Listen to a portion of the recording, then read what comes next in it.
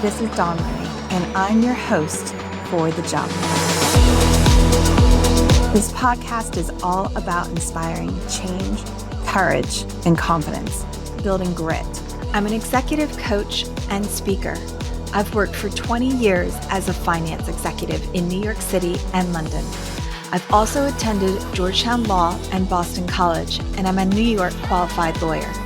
I've studied personal development, performance, including sports psychology, and resilience for 15 years. I'll be giving you the techniques, mindset frameworks, and high-performance strategies to finally do the thing that you're scared to do.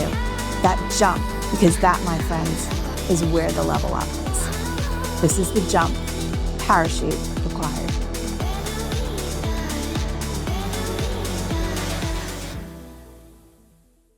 Hi, I'm Dawn Marie. I am your host for the podcast called The Jump.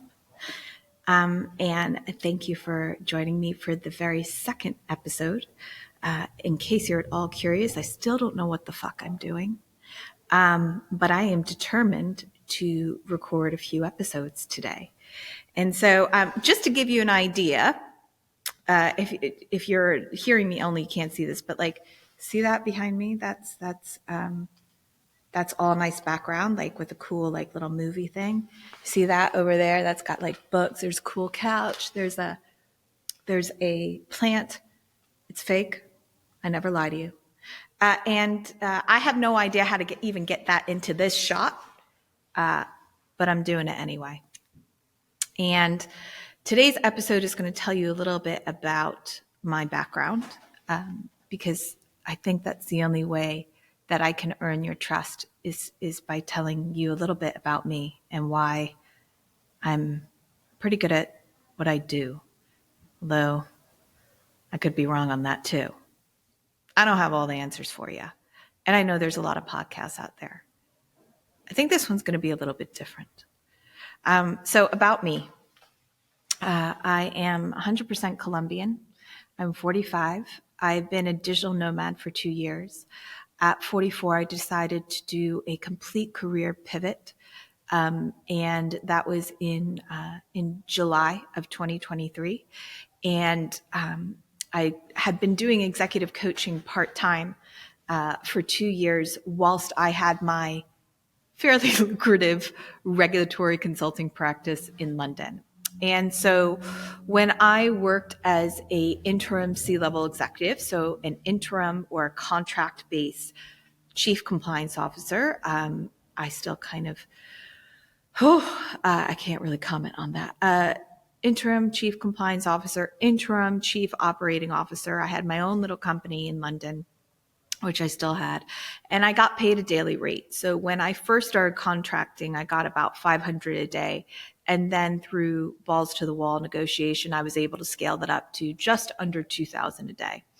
And for a woman in London, that's pretty strong. Asset management is not an easy industry. It is cutthroat. It is fucking brutal as F. It is terrifying for both men and women, equally terrifying. I think for women in particular, it is really, really tough because we are the minority. And if you get to that C-suite status as a woman, I'm sorry, but you are a effing warrior. If you can last through everything that you have to go through in asset management and finance as a woman to finally get to that either director, managing director, C-suite kind of role, freaking not just slow clap, big clap, big clap. I know I'm not supposed to clap in front of the microphone. I still have no idea if this thing freaking works. Okay. All right. So I went to Georgetown Law School and Boston College. I graduated from Georgetown Law in 2008. And I had, this was during the time of the massive worldwide economic collapse. In case you live under a rock or weren't around for that. And if you weren't, well done, because that was a bad, dark times. Although in consideration of the presidency coming up, in 2024. I think we're headed for some more dark times, but it's always darkest before the law. I had to throw that in there because I'm cheesy and weird. So yeah, 2008 was a rough one for me. I graduated with $250K of debt, student loan debt for putting myself through law school, and some of that debt is on 8% interest rate, and I still have quite a bit of it. And that's the reality for bettering yourself in America through education, right? If you pay for it yourself, you get yourself into a tremendous amount of debt. And normally it would be you can immediately pay it off because you went to a really good school and you would go into a really big law firm that pays you a lot of money to sell your soul. But you will get a lot of money and then you will use that money to pay off the degree, right?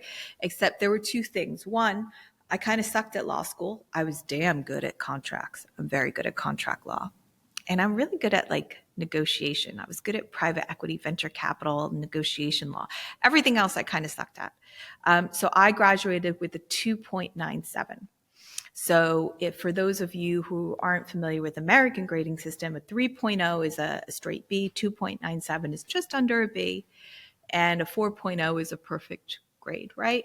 And yeah, my grades weren't great. And 2.97 combined with 2008 economic collapse and all of these law firms laying off all of their partners and associates during 2008, there just wasn't any work, right?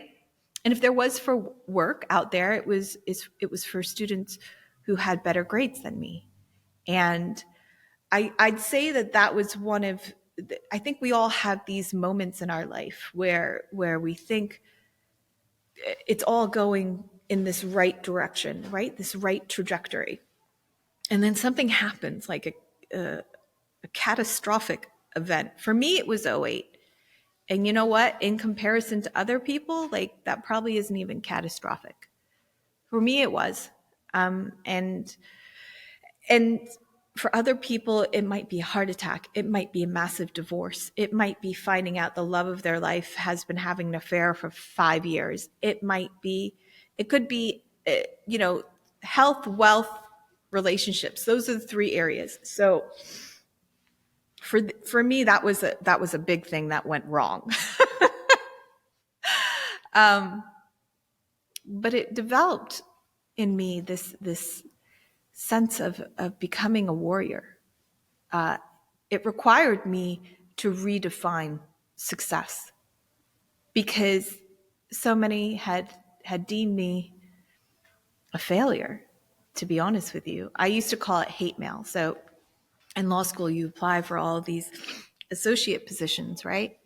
And I applied for all these associate positions in law school. And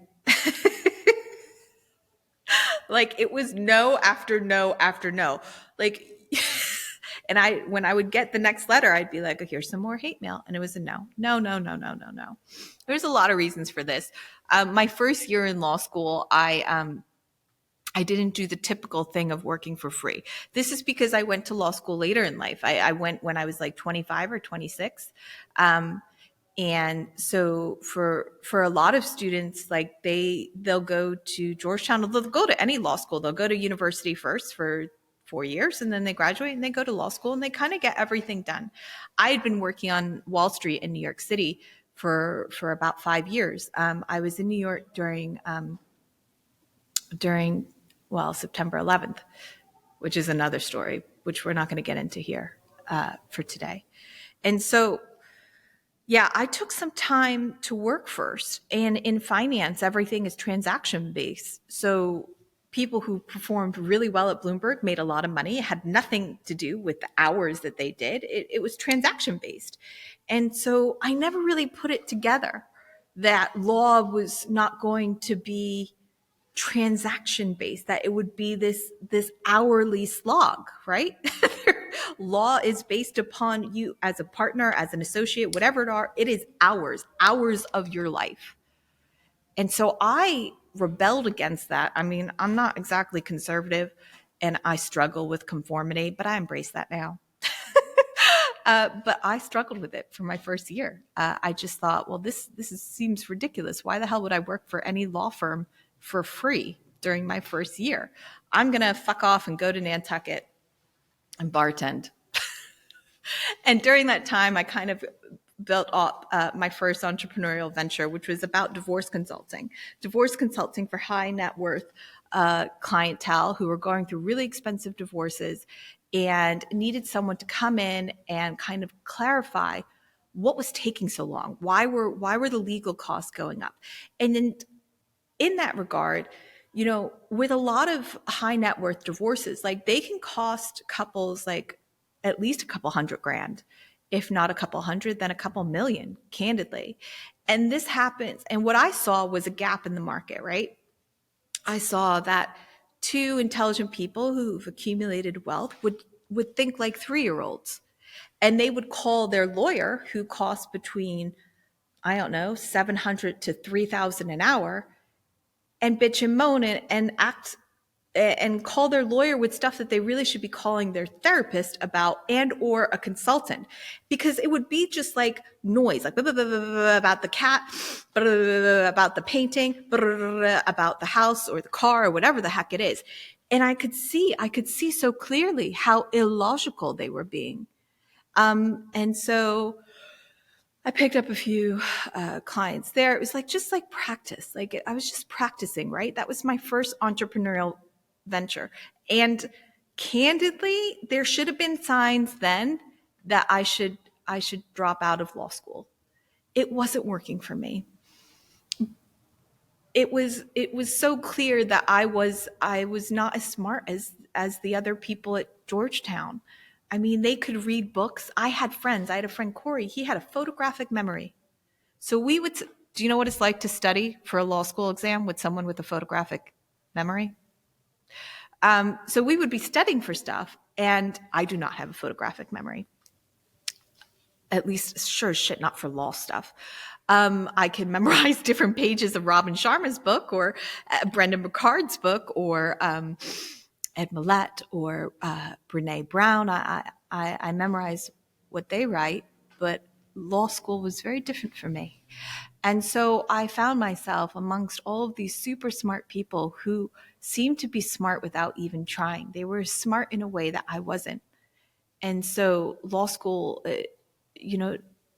Georgetown is a beautiful university, but that was a really hard experience for me. And I thought if I just stuck it through, it would work. It would be okay. So I stuck it through, and then I graduated in 2008, and it's $250K of student loan debt because I don't come from any money, and I paid my way through, and I took on all that debt, not really understanding the ramifications of student loan debt. I sure as shit do now. And, my life kind of fell apart in 2008. It's not to say that like this is a sob story, because I wouldn't change any of it. I wouldn't change any of it. It made me who I am. I mean, I am pretty freaking powerful just on my own 2 feet. I'm very different than, I think differently than most of mainstream society.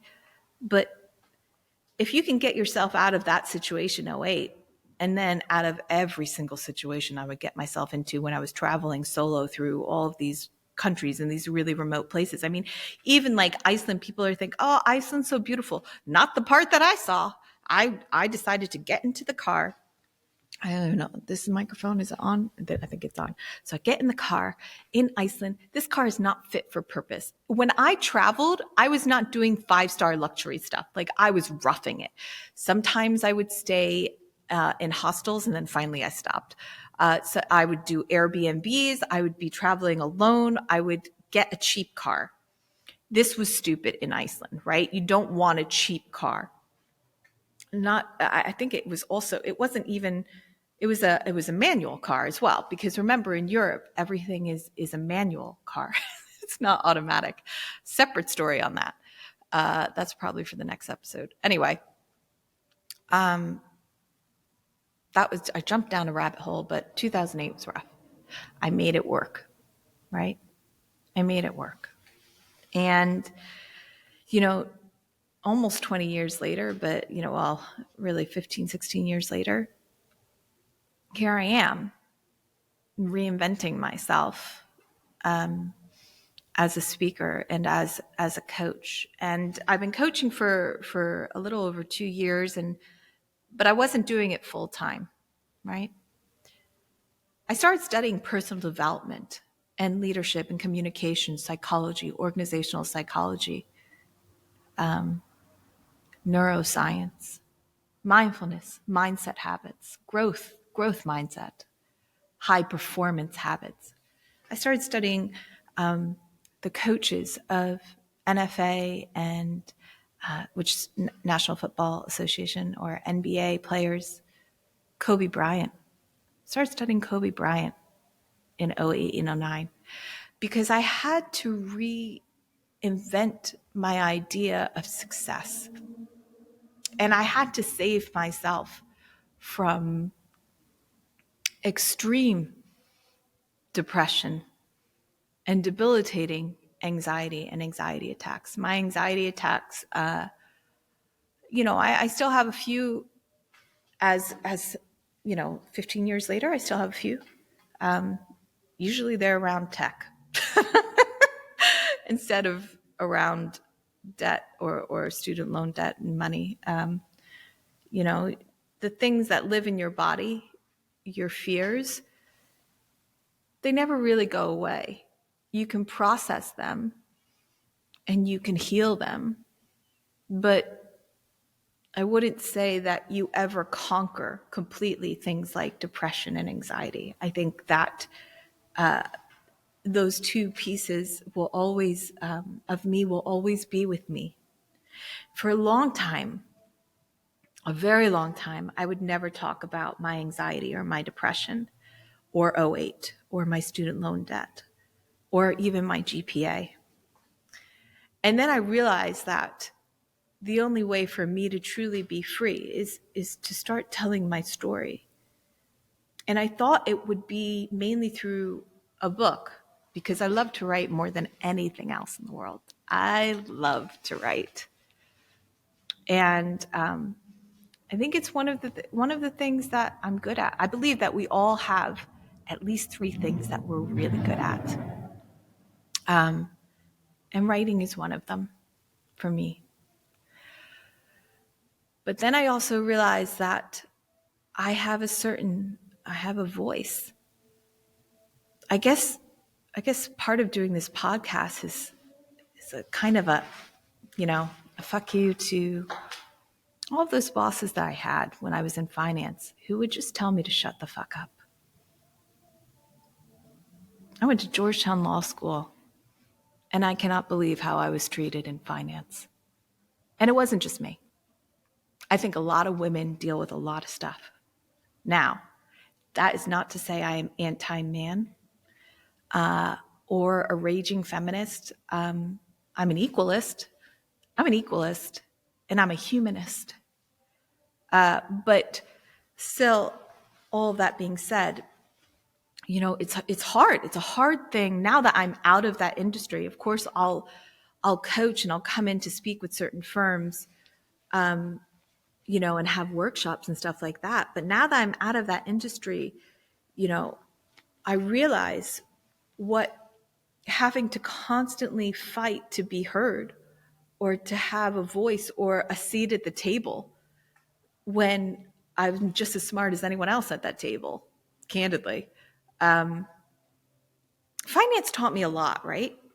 Because there would be guys there that couldn't spell cat, but they'd be responsible for 20 people. And I would watch them. I would watch everything about them. I'd watch how they walk into a room, how they sit, how they communicate over email. I mean, I've been reading books on psychology and the behavioral sciences, especially around organizational change independently since '08, right? So by the time I was in my 40s, I got really good at watching when people don't know any idea what they're doing, but they somehow have gained responsibility for that. That largely came down to politics and knowing how to play the game. I suck at politics, even in personal development. I've only been in the industry 9 months and I've already told off a pretty big player in this field because I disagreed with the sales practices of something, which I will not get into today. But I'm a controversial, ballsy little bitch. And when I feel that something is wrong, when I feel that people are being taken advantage of or not treated correctly, I say something and I am fearless about it. And it always would shock these millionaires and these billionaires and hedge funds, and sure shit shocked this big guy in like personal development. I don't think this man has ever been told what someone really thinks. But yeah, separate topic for a different day. So where was I? Certainly, '08 didn't end up like I thought it would. I didn't end up at the big law firm. I didn't become a partner or associate. I didn't jump in-house to become general counsel. My life went in a really different direction. I ended up moving from the U.S. I went to Georgetown, Washington, D.C. I moved to London. And then from there, I actually worked my way back up. So I started out as a temp receptionist. Then I worked in RFP, marketing, compliance, kind of a hybrid role, which I created for myself. Then I started writing a paper about AIFMD and the Dodd-Frank Act. We can tell that it really, was written on my soul, that paper. But I studied AIFMD and Dodd-Frank because I was just like, you know what? God gave me a brain. I could figure this out. As I was studying that, I then got headhunted to work at the FCA for a little bit. FCA stands for the Financial Conduct Authority. That was a contractual role. And that role and that experience is what really changed and opened up a lot of doors for me. So I had a team of 4 or 5 people that I was responsible for there. And there were a couple of other there were like 2 or 3 other lawyers and 2 or 3 other MBAs, and there was about 30 contractors working for the FCA implementing AIFMD. It was the first regulation of its kind, and it was very exciting. It was a short-term contract. I think it was like anywhere between 6 or 8 months, but then that opened up doors. I ended up working for a consulting firm called Cordium, which is a compliance consulting firm, which now became ACA compliance, and I was there for just about a year, which is a long time for me. And from there, then I was headhunted to be the chief compliance officer at a small asset manager with about $3 billion under management. And they did credit, which it was not an easy thing to learn. And I sat next to the general counsel and I picked up a thing or two. And it was a really good company with really, really good people. I loved the people there. And so I stayed there for just about 3 years. I stayed at that company longer than I stayed at any other company in my entire 45 years of life, which really actually says a lot. There were good people there, and I'm still good friends with a few of them. I'll always be grateful for that experience. From there, I started getting into short-term roles. Contractual roles. So I took on a role that was a chief operating officer and chief compliance officer, some kind of hybrid role. And I went into a private equity firm. From there, then I went into another private equity firm. Then I started jumping into hedge fund contracts. And I kind of just jumped around a bit and always negotiated higher rates. So what I would do is I would go on a solo remote trip, put myself in the middle of fucking nowhere, balls to the wall, test my limits, climb a couple of mountains, literally, or, swim at midnight when you shouldn't be swimming at midnight, and I would swim all the way out to the buoy. I don't know how you say it. The orange thing that floats in the beach. I'd always swim out to that because I had to slap it. I loved slapping a buoy. And I know I'm not saying that right. But anytime I got back from one of these trips by myself to the middle of nowhere, I'd be able to negotiate a higher rate because I had a renewed confidence in myself.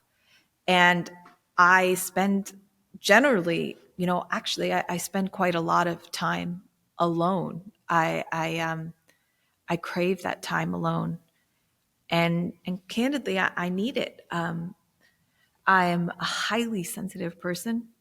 I put a lot of pressure on myself, and I have to do a lot of inner work. I mean, I took on $250,000 worth of student loan debt to become something, and then I had to redefine success and things like GPAs and feeling like I'm good enough. And that unwiring, it went on for 15 years. It went on for at least a decade, really, at least a decade. And I would need alone time to do that, because when you're around the general milieu of people, if they think that you're only good enough if you have a certain GPA or if you went to a certain school, then you start to buy into that mentality as well. If they think, well, you're only good enough if you get married at a certain age and have X number of kids or whatever it is, then you can buy into that too.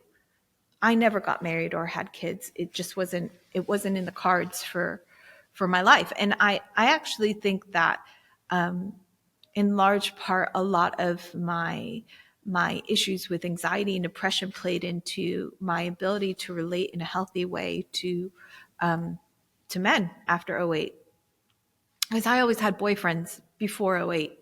It was after I graduated that I really kind of, in that regard of my life, whilst I climbed my way up the corporate ladder again, when it came to my personal life, I would really attract guys who would reflect all the failure of that I saw of law school. And so it's an odd juxtaposition, but that is true.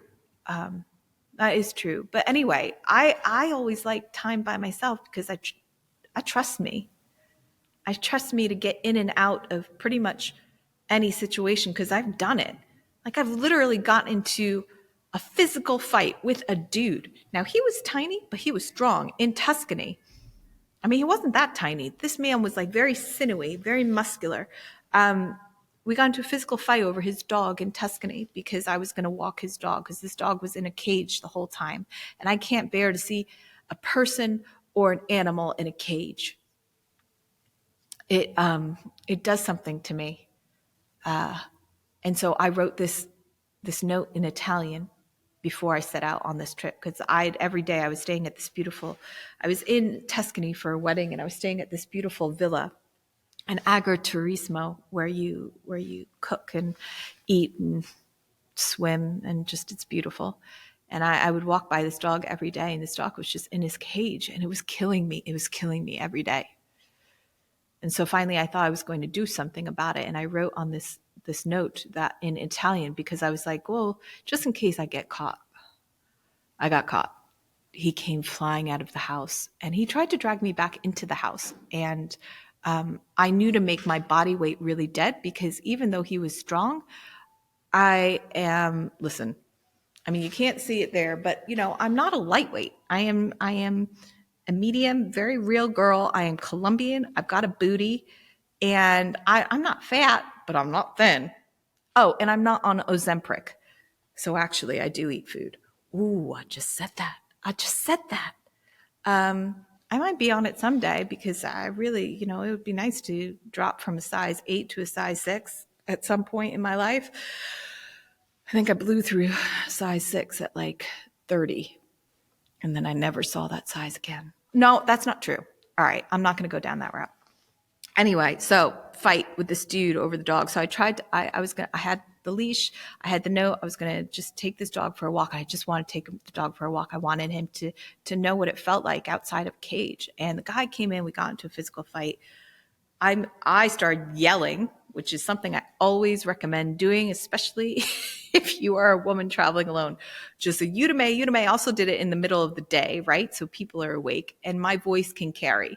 And so then he called the police showed up. I showed them the note. They looked at me being American, and I kept on reminding, I was like, I am American. So if this shit goes down like Chinatown, you think I'm not going to call the American embassy and explain like what just happened here? Anyway, this was my thoughts in my head. But Americans, we don't have the greatest reputation in Europe or across the world for our many things that make us American, right? And so they didn't arrest me, but they did put me in the back of their police car, and they drove me back to my villa. And that was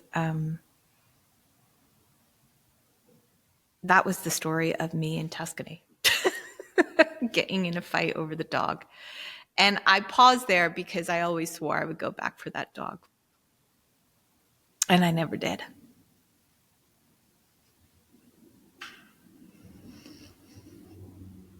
And that dog just sat in a cage his whole life. And he's only let out to hunt boars. And I think that a lot of us have cages.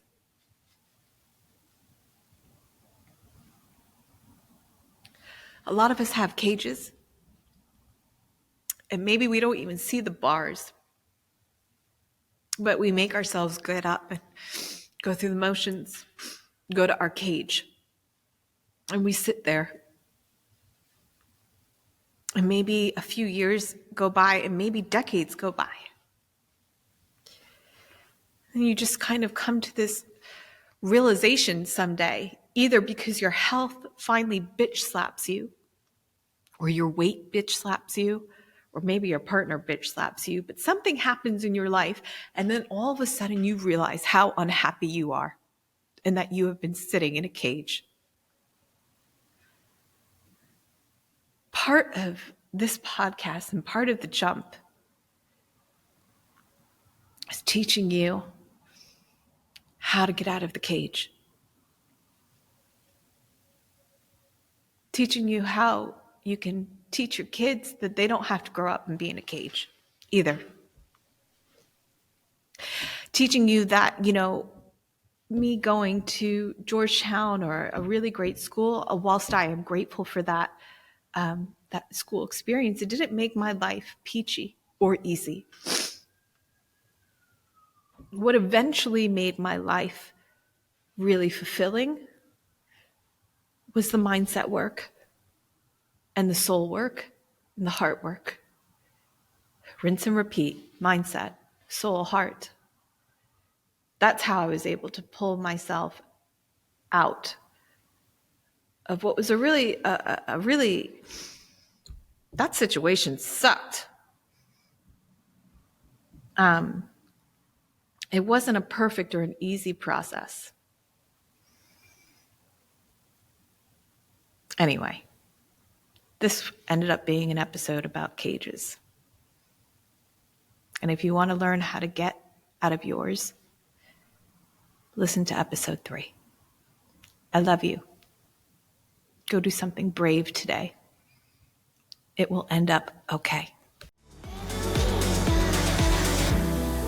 Thank you so much for listening today. I hope you enjoyed this podcast. If you did, please forward it to friends, and I would be so grateful for a review on Spotify and Apple. Also, make sure you follow me on LinkedIn under Dawn Marie, and my website, www.dawnmarie.co. Please note, there is no E in Marie. No excuses. Check out the freebies tab on my website for guides on negotiating income and gaining clarity in your role. You can also follow me on YouTube at I Am Dawn Marie. For the ladies, if you're a female executive in finance or law, you can subscribe to my newsletter, Prime, which is all about taking bold action as a woman.